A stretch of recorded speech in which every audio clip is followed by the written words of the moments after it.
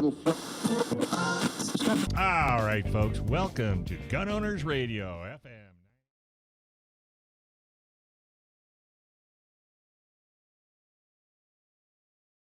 Hi everyone, Wendy here with San Diego County Gun Owners. Thanks for tuning in to our roundtable discussion about violence against Asian Americans.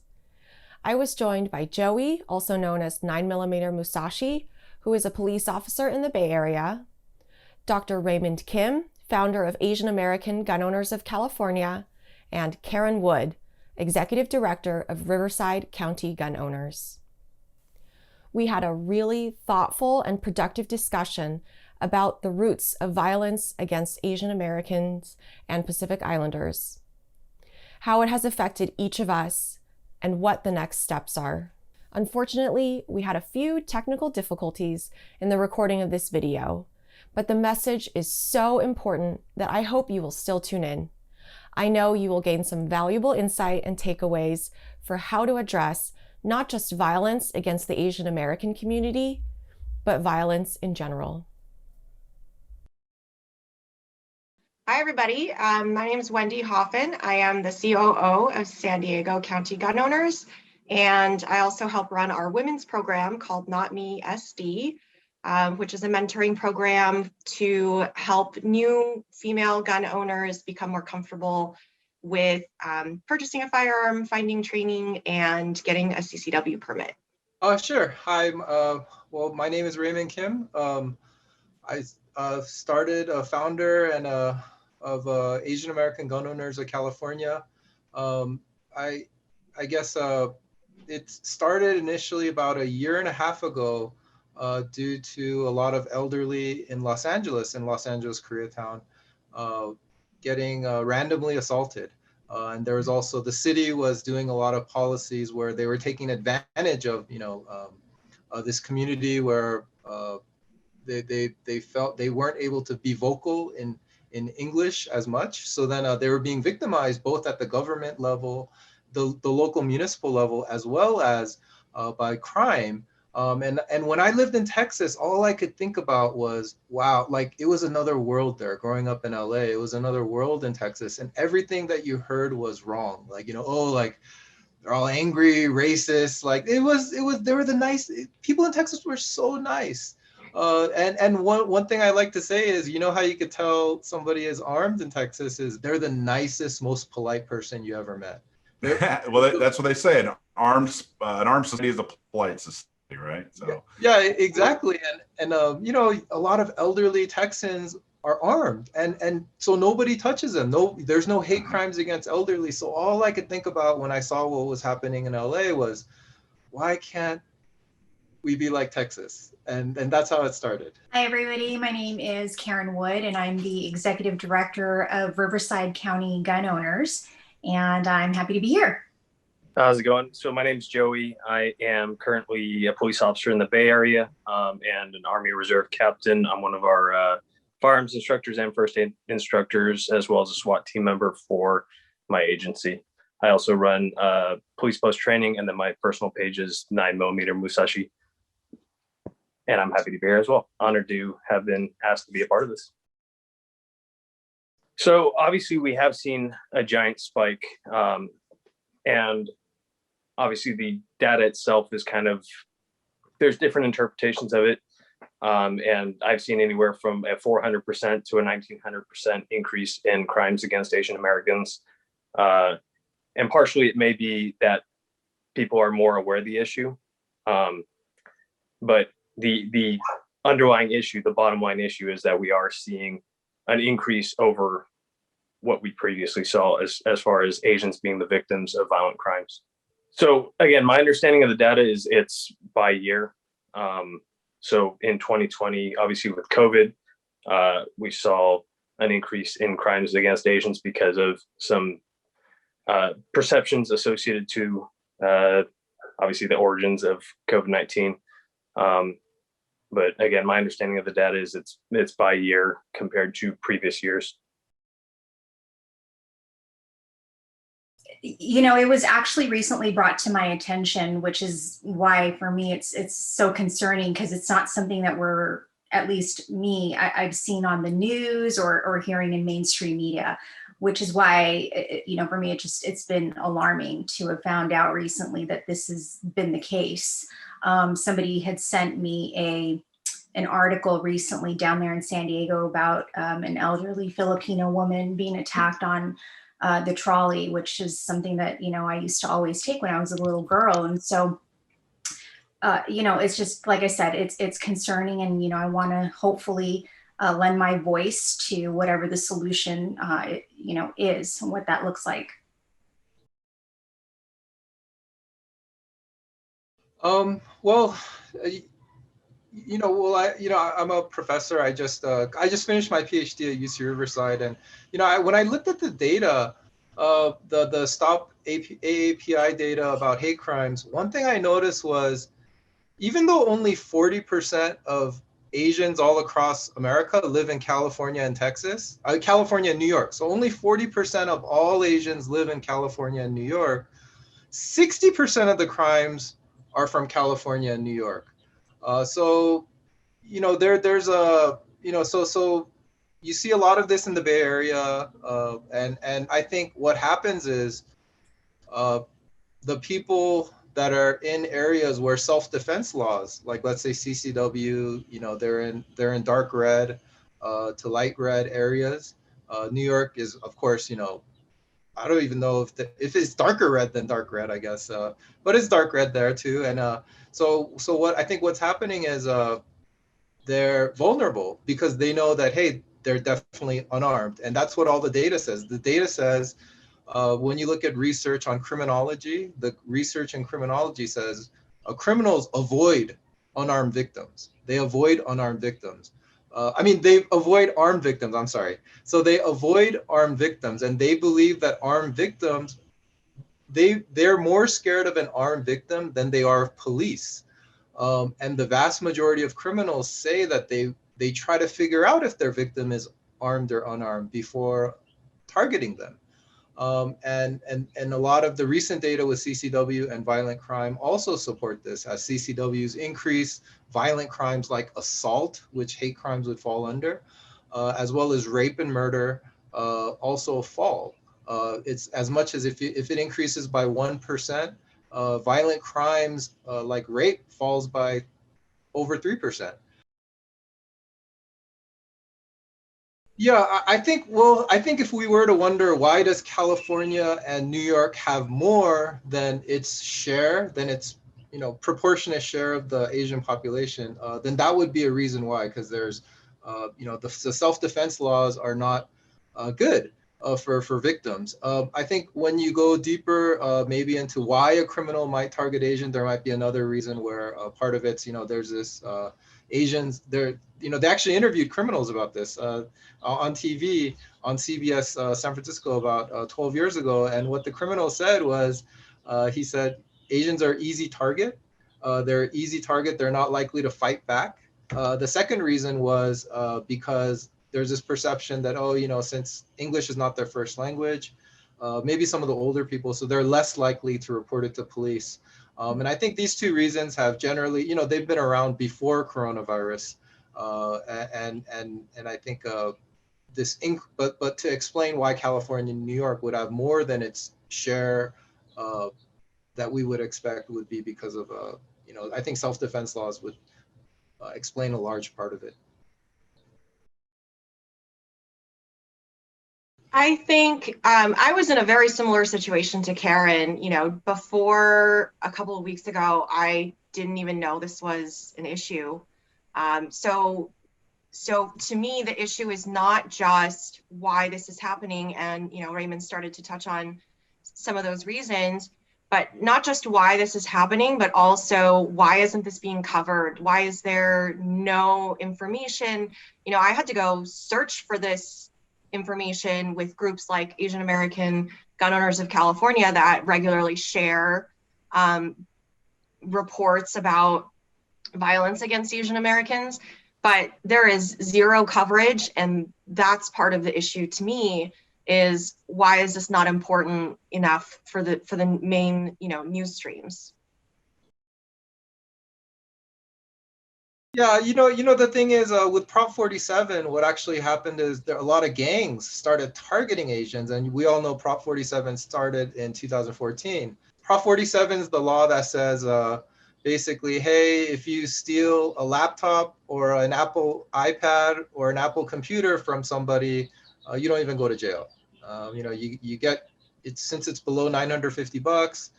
You don't even go to jail for 10 minutes. You're out already. And then whoever reported you, you're looking for them again. Yeah. So what happened is there was this rapper called his name is YG. One of his rap videos actually is called "Meet the Flockers," and it tells people to target Chinese. Chinese Americans because they keep cash and gold and jewelry at home. So they pioneered this style of burglary, which I think Joey would definitely know about. It's called knock knock burglaries. What they do is they knock on somebody's door. They pretend, hey, I'm looking for a cat. I'm looking for a dog. And if nobody answers, they know that nobody's home, and then they break in and they so what Los Angeles sheriffs have told me is that there's usually two groups. One's a reconnaissance group. They usually come out of South LA. They go around and they look at all the houses. They market all the houses with Asians in it. And then what they do is the second wave, they get that information and then they look for the times that they're not home, when they're dropping their kids off, et cetera, et cetera. They look at their notes, and then boom, boom, boom, they target those homes. They rent a car as well, so a luxury vehicle, so they don't look out of place. And then, so basically, and if they get caught because of Prop 47, what they can do is, even if they have $5,000 worth of goods in their hands, they can drop it off into 7 different segments while they're running, and then later come pick it up in increments of less than $950 because it's no longer a wobbler if you're caught with stolen goods. It's another slap on the wrist. You don't get anything. So it's optimal for them to steal as much as possible. And if they're close to getting caught, they throw stuff away in little increments while they're running away. So later when they pick it back up, hey, possession of stolen goods, hey, it's less than $950 worth, so I'm not going to jail anyway. So they've mastered this strategy and they optimized their strategy. And part of that optimization was targeting Asians. A lot of elderly too, not just Asians, but elderly too. And so it's been a big issue since 2014 in Los Angeles. And I think there's been reports of it also in Sacramento and the Bay Area. Absolutely. So I like that he brought up Prop 47. That changed things drastically for law enforcement. So the two things he mentioned, the YG song, and the lyrics are "Find a Chinese neighborhood because they don't believe in bank accounts." And there is a perception of Asian Americans or Asians in America not trusting banks and keeping cash on hand, gold on hand, jewelry, etc. And we are seeing that as far as burglaries targeting Asian American homes or Asian homes because of this perception that, hey, there's going to be an easy take. So that's the first thing. The other thing, the language barrier that was brought up earlier, that's definitely something I see firsthand in law enforcement, where we'll get something where it's a robbery or some type of incident that happened 2, 3, 4 days ago. And it's the child of this person calling and they say, hey, my mother was robbed. And, we ask, hey, how come they didn't talk to us when it actually happened? And there is an issue of they don't understand that we as law enforcement have tools to work through language barriers. So they think, well, they don't speak English. So they're worried to come and talk to us because they think that we're not going to listen to them, where we do have language lines and stuff to work through that issue. And the other thing that was brought up, as far as making things less severe, a lot of these crooks around here know our pursuit policies and they know what we're going to chase them for and what we won't because of liability issues. So in certain situations, they know that if they're in a vehicle and we see them and we know it's them, they know that they're going to be able to take off, do something really reckless with driving, and that we're not going to continue to pursue them because of liability and public safety reasons. A lot of this is news to me. And again, I mean, these are things that I think are happening all over the state, and probably in other areas of the country as well. And this is not just anecdotal information, and it's very concerning to me that there's just no information out there readily available to the public to help excuse me, to help Asian communities learn that the police are there for them, to help correct the underlying issues of how the crime laws are written to get because the criminals know these laws, know the policies now, especially now that they've been around for a while, and obviously these laws are not working, and so I think that's something that needs to change. Yeah, there's definitely, definitely Asians are being targeted, and the thing is, we just interviewed the head of United Peace Collaborative, which is a volunteer Chinatown security organization. They walk around and they patrol, on a volunteer basis, San Francisco Chinatown and Oakland Chinatown. And what the head told me was one day, I guess, this really, big dude, an African American gentleman, he approached her and like cussed her out and just called her all sorts of these, COVID, China virus, all these names. And then what happened was, she some other people in the group like confronted him, and then eventually they reported him, and they got him, and then they ran his ID. So apparently he had one of those home bracelets on his ankle. He also was, he was also, so he was a wanted fugitive. So basically, these people that are targeting Asians, they're not like people that could have been valedictorians, and they messed up because they got in a car accident on the way to the test, and now their life is in shambles. These aren't those kind of people. These are, these are bad people. Yeah, I think, maybe, they're lashing out, and for them, they see Asian elderly, Asian women too, as their easiest target. And I'm sure that the coronavirus, COVID has something to do with it.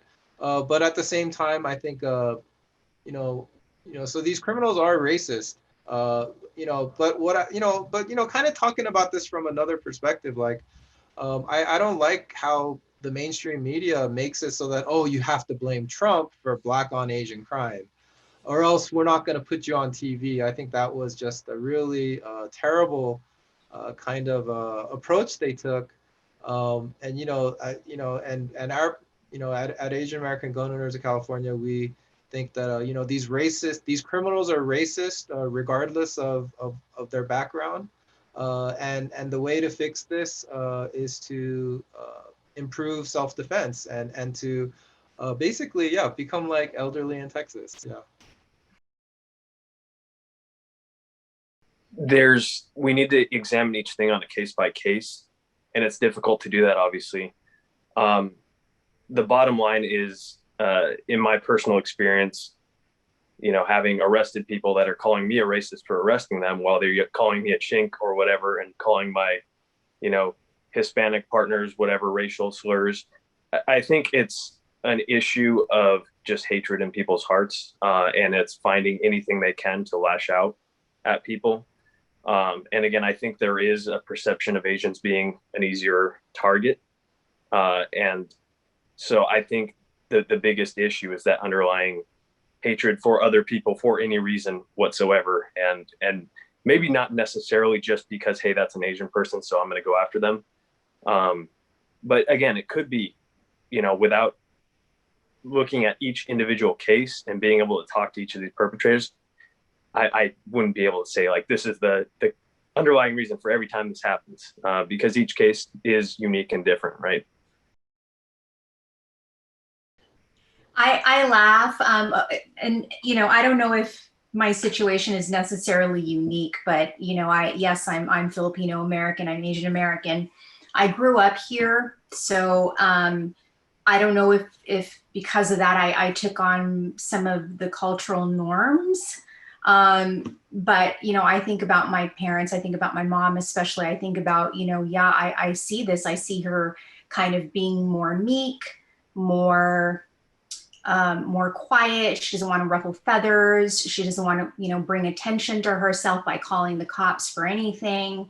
I think of it in those terms, and it's hard sometimes for me to wrap my mind around that concept. And when I think about, well, what, how do we fix this? Through obviously education and empowering people, men, women, again, at the end of the day, our pack, our gun owners pack, we don't discriminate. We want to be able to empower everybody, let them know, take control of their safety and their rights at the end of the day. And so, your question, it's amusing to me because I knock on wood, I don't see myself as a victim. Like you said, I've trained in MMA. I'm, armed 99% of the time. And so, it's difficult for me to think of myself as a victim, but at the same time, I want to put myself in my mom's shoes, for example, because this could happen to her. And heaven forbid that, that it ever does. It makes me think about, maybe I need to sit down with her and, just have a dialogue and just open up that conversation, and maybe it starts there too. I can totally relate to everything Karen just said. I'm the same way. I grew up here. I was born in California, but my parents are both immigrants. So they definitely have their culture is still fully immersed in where they came from. Whereas I have a little bit, I have one foot in each culture. So I'm armed most of the time as well, but I also, just like Karen, I see all of these things that we're saying about, what makes Asians easy targets. And I see those in my parents a lot.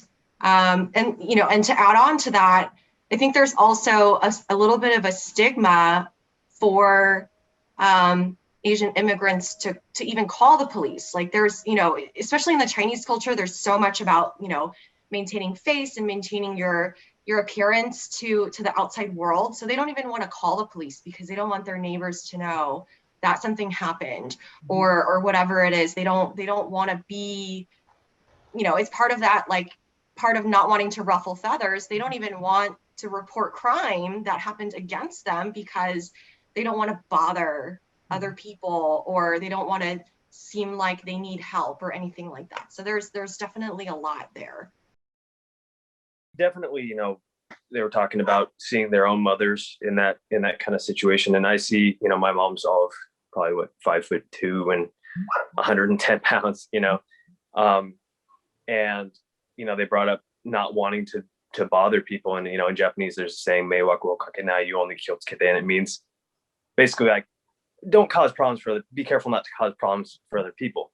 And as a police officer, a lot of times when I'm taking reports from Asian families, there's always, not always, but oftentimes they're very apologetic that I'm having to do my job. That is my job, is to investigate crime, to develop suspect leads, etc.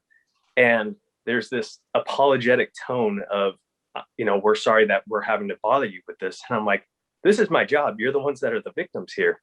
And that's always something that I do really feel bad when I see that, because they've been the victim of a crime, and now they're apologizing to me that I have to do my job.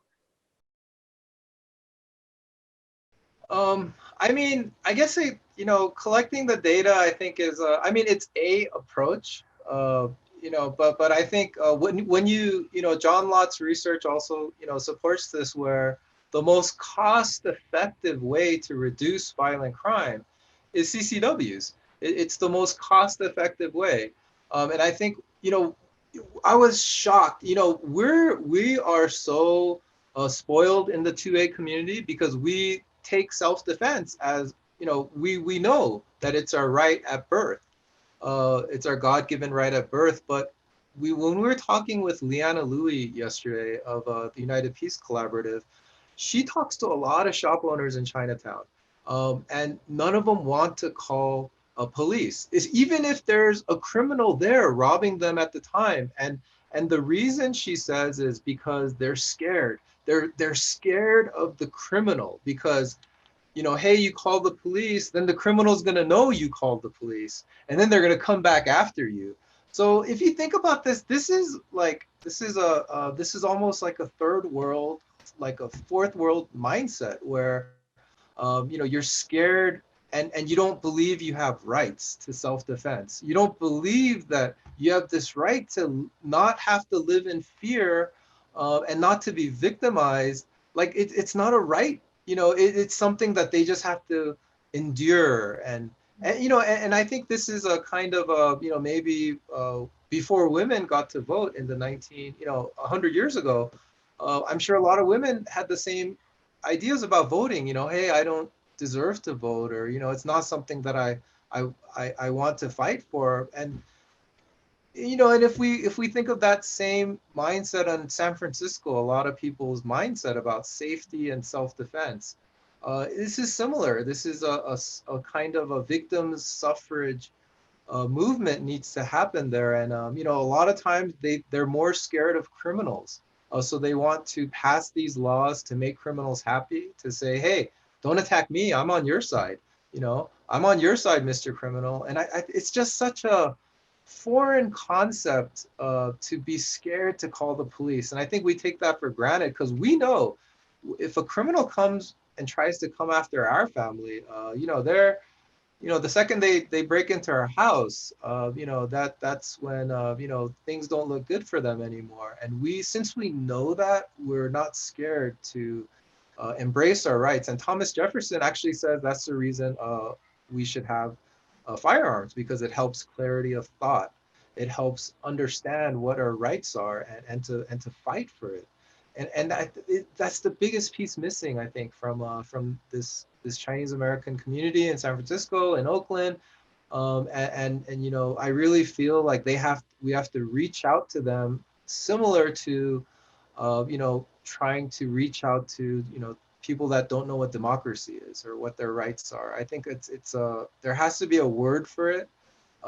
Victim suffrage. I don't, I'm just trying to think of what to call it, but it's a real thing. And I think we can't ignore it. So as far as that specific bill, I'm not sure, to be honest. It's one thing to understand kind of what's going on and do the research, but without any application of anything meaningful, it's kind of pointless. Just having the knowledge itself does nothing for anybody, right? Personally, I think that the taxpayers and the citizens of these different communities and states and the whole country in general need to start holding lawmakers and DAs accountable. As it was mentioned earlier, people are getting booked and getting let right out, or not even going to jail in the first place. And again, there's a whole separate discussion on mass incarceration and all that. But the issue is, if there's no negative consequence for doing bad, why, if it benefits a criminal, why would they not continue to do bad if they know that they're not going to be in any meaningful trouble for it? And I can illustrate that with a number of different incidents. Most recently, we've had incidents here in my area for which, I've been involved in SWAT operations for, where they are literal teenagers shooting at police officers with guns they're not supposed to have. And the fact that they get so little consequence for that, and they're juveniles, is something that should be frightening to any law-abiding citizen who, again, is trying to live in their community and do the right thing and be a member of that community. And then there's people doing out here, literal teenagers shooting at law enforcement officers, and there's very little consequence.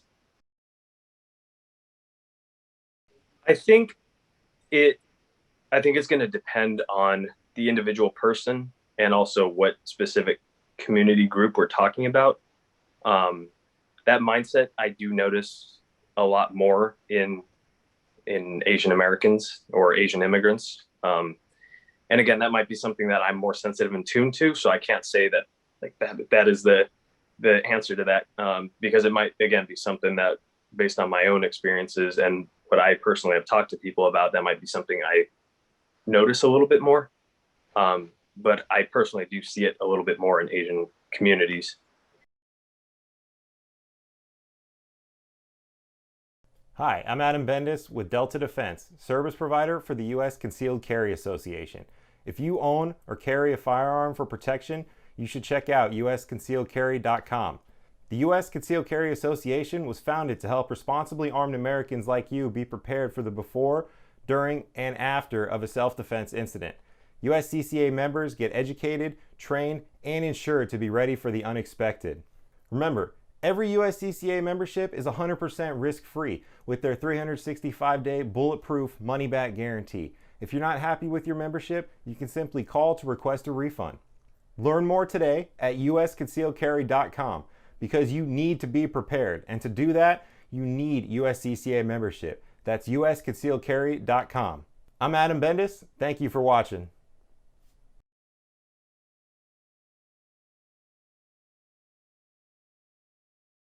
So I'm gonna again kind of just I'm gonna lean on what I know relative to having worked with Riverside County gun owners for, you know, being involved in this organization for a year, almost a year and a half now.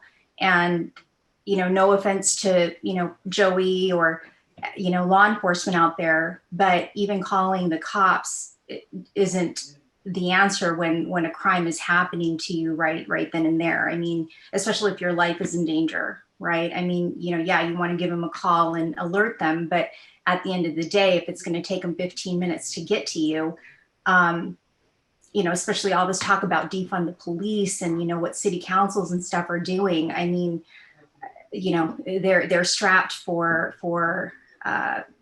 manpower, if you will, to get to you. And so, you know, I'm going to lean back on let's get CCWs issued. Let's, you know, educate these people.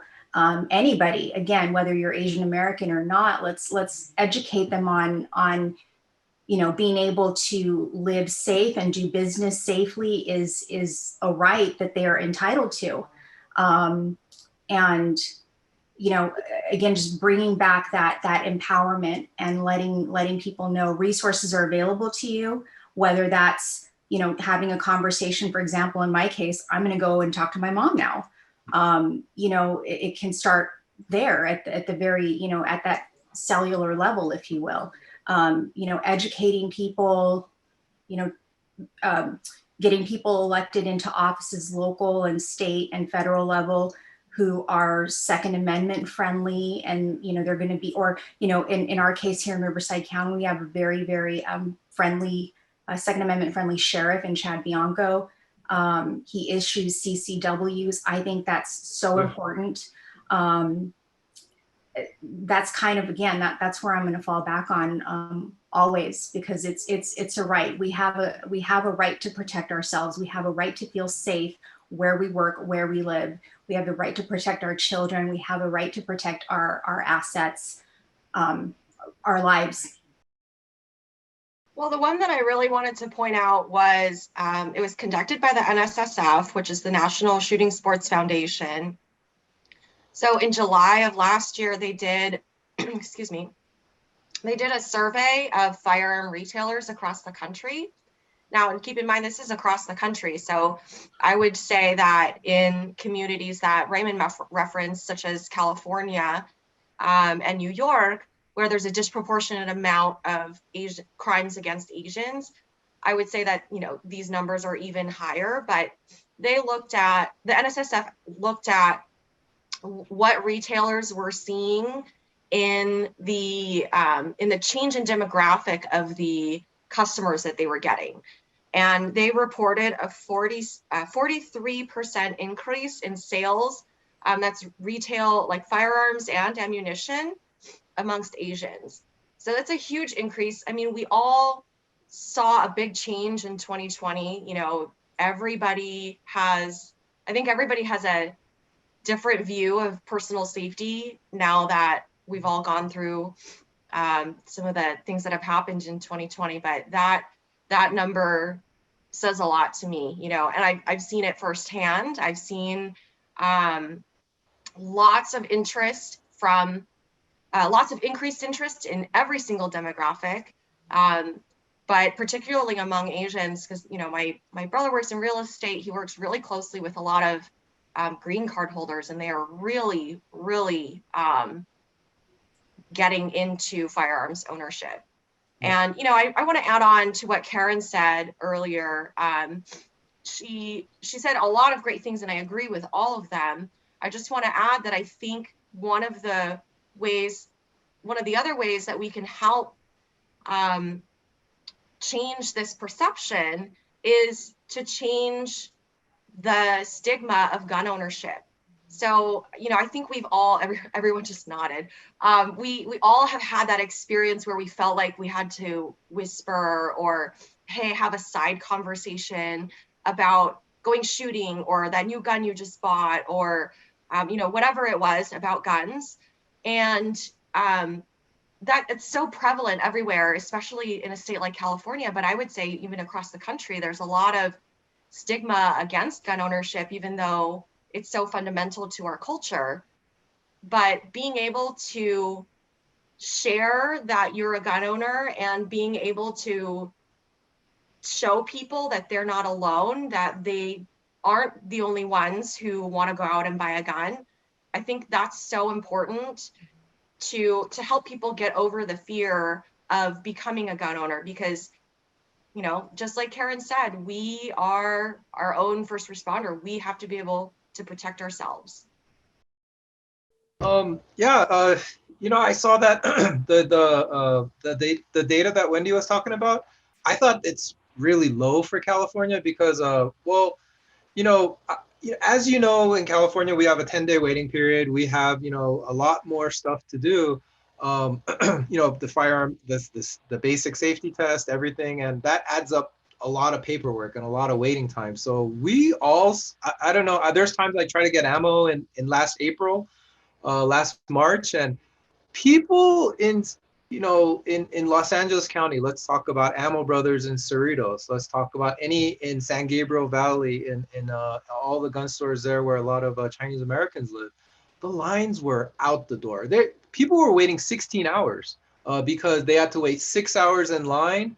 And then you know, then they came back and then they had to wait again after they got their number. They had to wait more. So people were waiting 16 hours just to get their firearm, to purchase it. And then 10 days later, they got to pick it up. But a lot of times it got pushed out to 30 days or more because of the DOJ was backed up. And you know what? You know how I know that they're all first-time owners? Because think about this. Which one of us would wait 16 hours last April? None of us.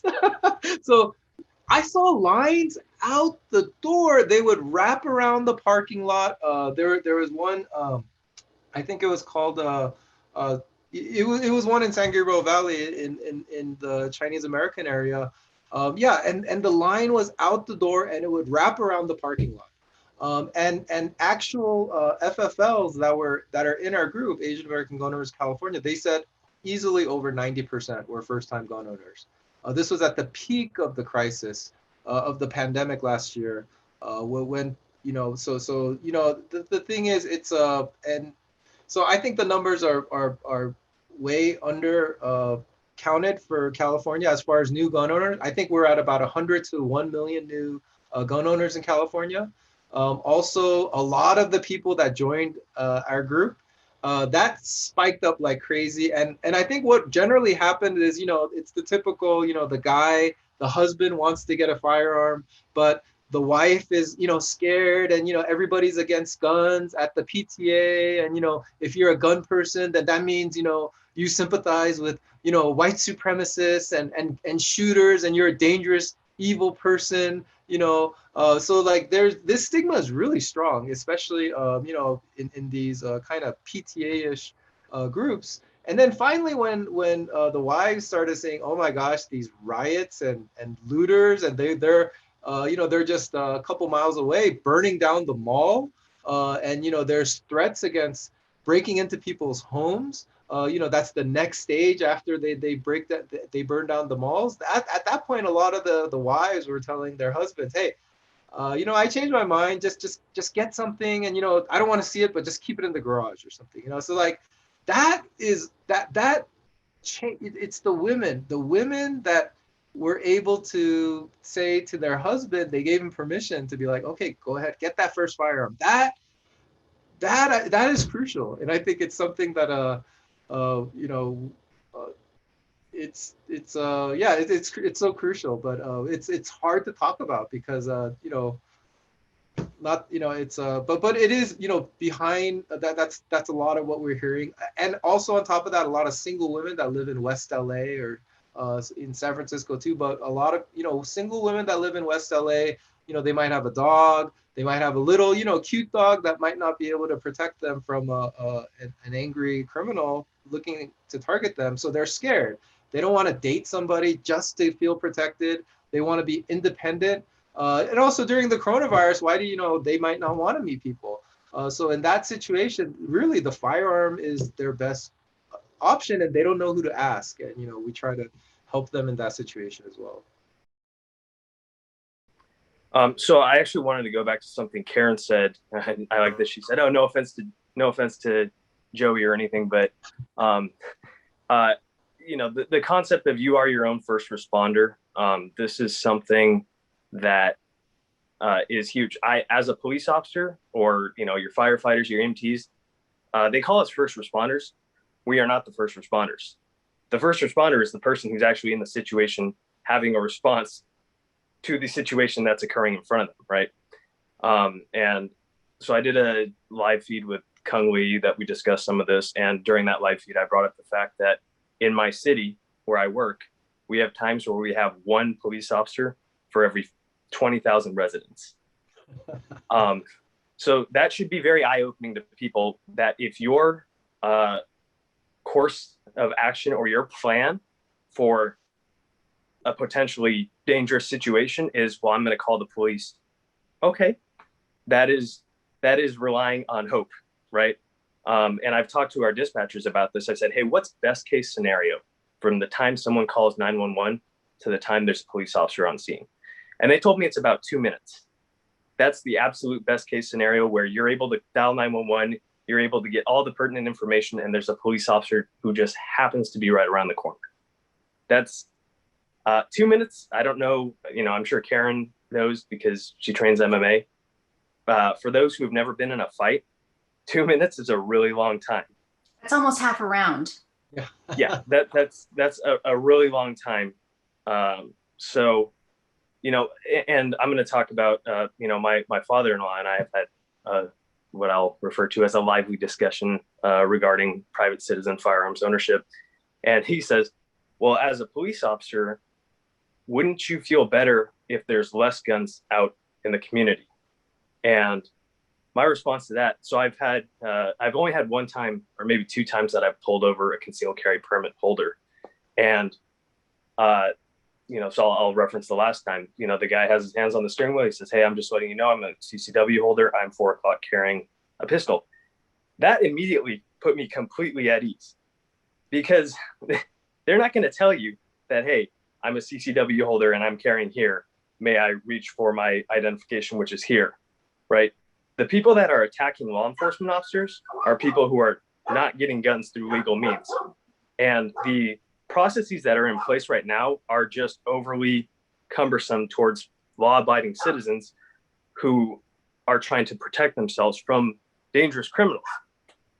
Because it is easier right now for a criminal to get a gun than your average California citizen who's trying to do the right thing, who's trying to fill out the paperwork, They're waiting their 10 days, all that. So hopefully it's very apparent to all of you that are watching that I, as a police officer, I am not against any type of regulation against people who are doing the right thing, because they're not the people that I'm worried about. They're not the people that are going out harming community members. They're not the people that are committing murders. They're doing the right thing, and they want to protect themselves and to protect their families. So hopefully it's very apparent that that's the reason why I'm pro Second Amendment as a police officer, is because it's something that helps people not become victims.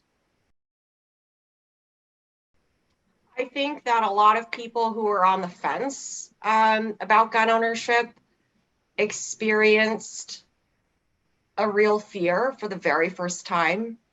I remember in, I think it was it April or May, when there were riots all over the country. You know, I live in a fairly safe neighborhood, but there were riots happening down the street from me. It was about a mile away. You know, and that mile is just too close. Yeah. Even though it was a good buffer, but it just, I felt so uncomfortable that night, you know. And so I think a lot of people had that same reaction, regardless of how close they were to the riots. I think they just didn't realize that this could happen at any time. And not just riots, but crime in general. We had two banks and a historical building that were burned down. There were multiple cars that were set on fire. These are people that live next to us that are doing these things.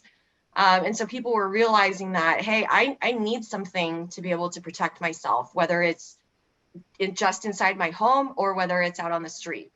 And so, you know, even from the beginning of March, when, you know, all of the shutdowns started happening, but especially after those riots, we saw such a huge increase in ownership. And I, you know, I just want to go back again to emphasize that the original stereotype of gun ownership just doesn't exist anymore.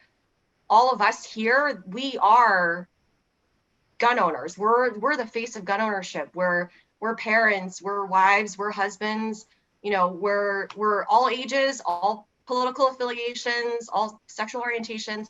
There's that stereotype doesn't apply anymore. We are all our first responders, and we need to be able to have access to gun ownership and education about the crazy gun laws in California and how to get CCWs and all of that stuff. So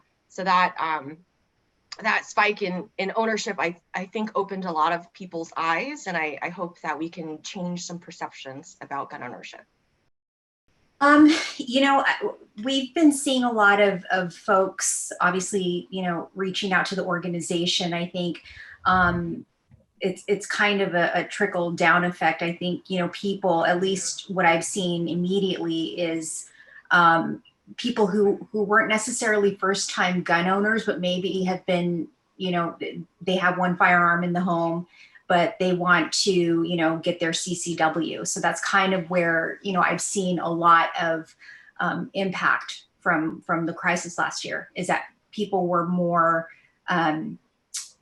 eager, I guess, to, you know, to get their CCW, knowing that, again, we live in a county that's got a sheriff who is Second Amendment friendly.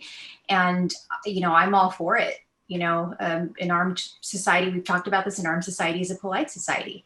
So that's kind of been what I've seen at this level anyway.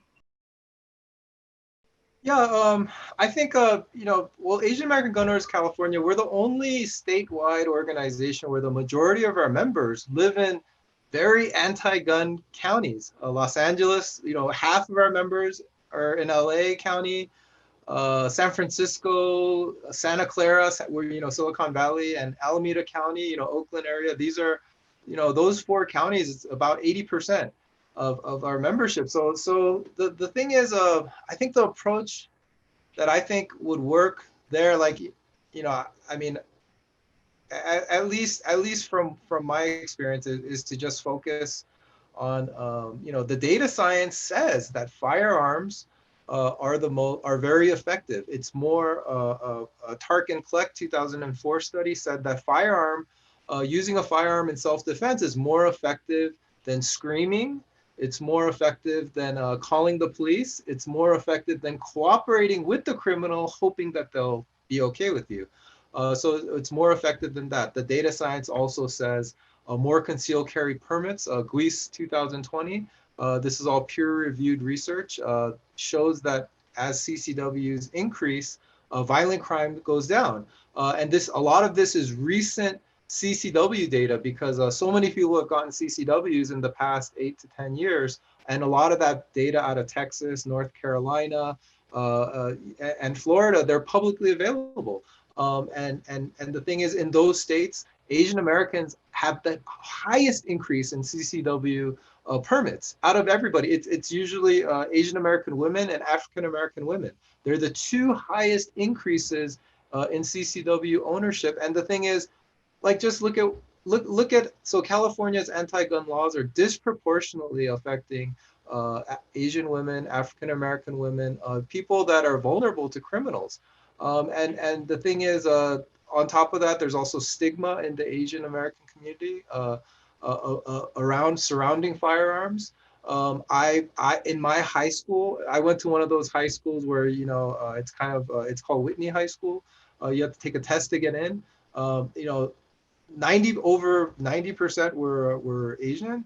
But yeah, I can't talk to a single person from my high school about firearms. The one guy just joined yesterday, and he's from my high school. I was like, wow, this is so kind of unusual. So somebody from my high school knows about this, but literally, like, I can't talk about this. And the few times I tried, I've gotten such pushback. And it's just like I'm just kind of traumatized to even talk about it. So two things, it's the stigma in the Asian American community, as well as a lot of these in LA and San Francisco, these politicians that ignore data science.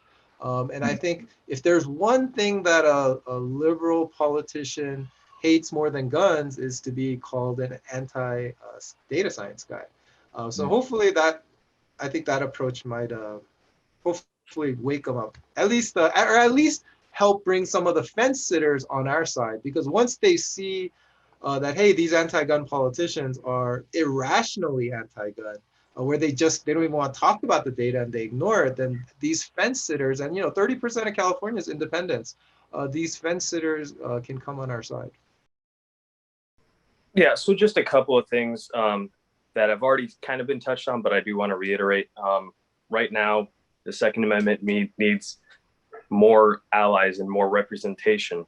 And one of the good things about recent events is we are seeing a rise in Asian gun ownership, as we discussed. And we do need to see more Asian representation and activity in that sense. And that is something, the Second Amendment is for everybody. And I know you guys don't know me personally, but I'm not somebody who is quick to call racism and everything. But when you look into the roots of gun control, it has always been about keeping minorities and poor people from enjoying the same rights as everybody else. And this dates back to 1640 in Virginia.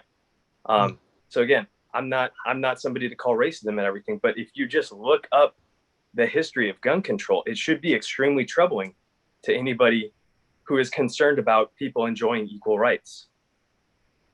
So again, the thing that is exciting to see this jump in Asian American gun ownership is I do want to see Asian Americans being more active in advocating for the Second Amendment, because that's for everybody.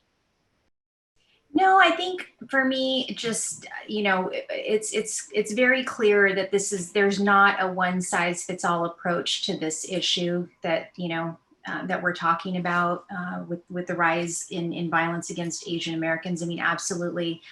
The Second Amendment is a big part of what we do as an organization, but I think also it needs to be approached from a cultural perspective, as well as Raymond, brought up the fact that, it's difficult to even open up that discussion with Asians, because it's just, again, it's not a culture, it's a culture thing for them.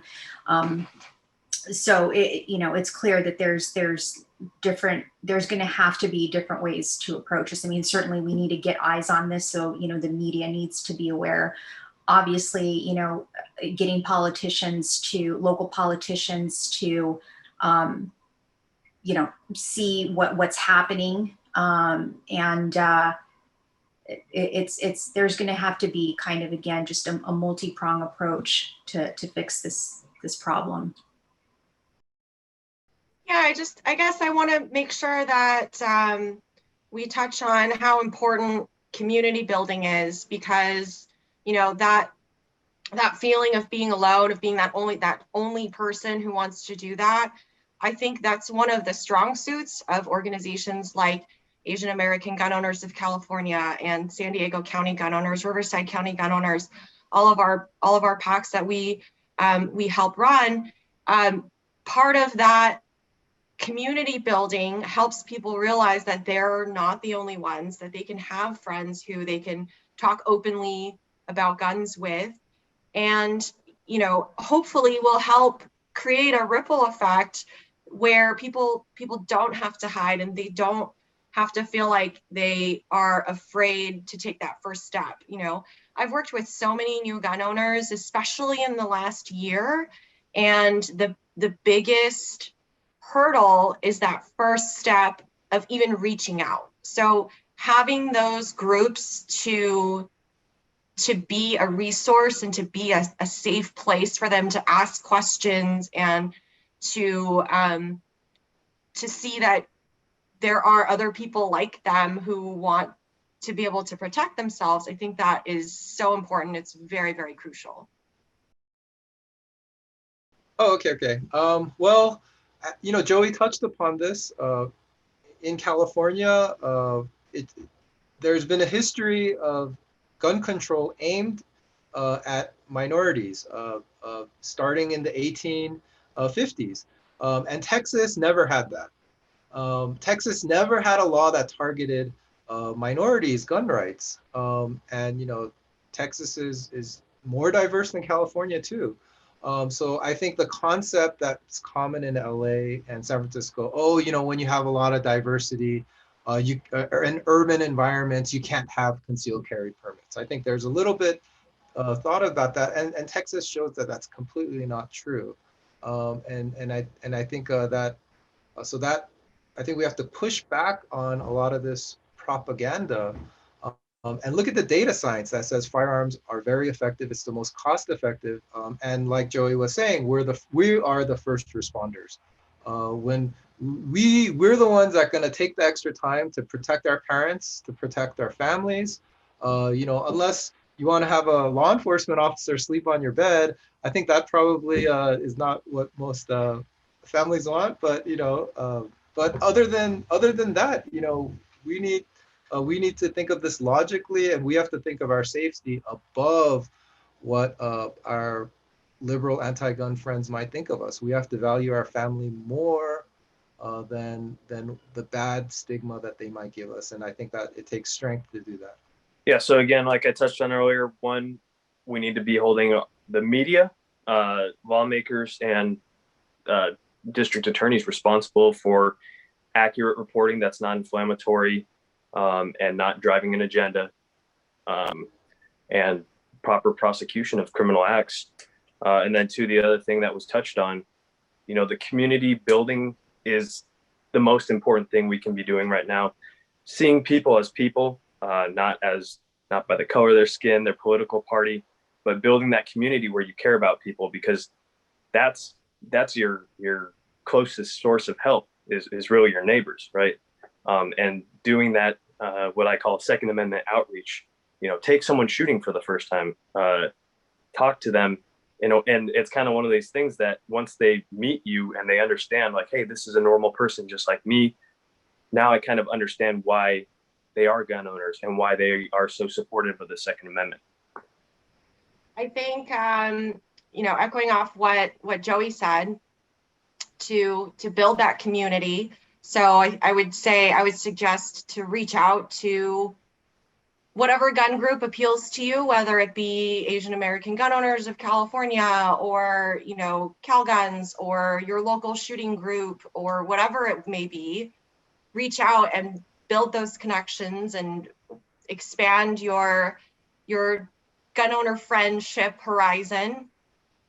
But also, you know, not just the community, but also our legislators. So I would highly encourage everybody to reach out to their city council members, to their you know, their local lawmakers, and show them that we have a voice. You know, anybody can write to a city council member. Anybody can request a meeting with them. You can call their office. You can take any number of steps to show that you have an opinion and you want to voice it, and that you're not alone.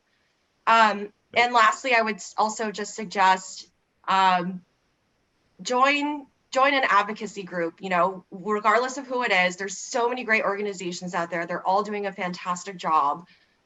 You know, whether it be one of our California, you know, county gun owners packs, Firearms Policy Coalition. We've got a bunch of lawsuits in the works. CRPA, Gun Owners of California, all of these groups, they make a big difference.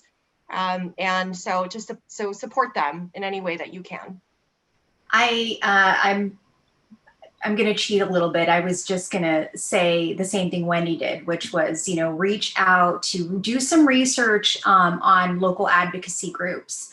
You know, whether you're in San Francisco or LA or wherever, you know, reach out and build your community, join and support these groups that fight for your Second Amendment rights. Because you know, 9 out of 10 times are probably going to have the resources to get you comfortable and get you some training on handling a firearm. Or it could be even something as simple as, you know, befriending somebody within that organization who's going to take you under their wing and help you out. And then, you know, again, of course, exposure to these advocacy groups will, you know, broaden your perspective on, again, why Second Amendment preservation and restoration is so important. So that would be my advice. Go out and research some local PACs.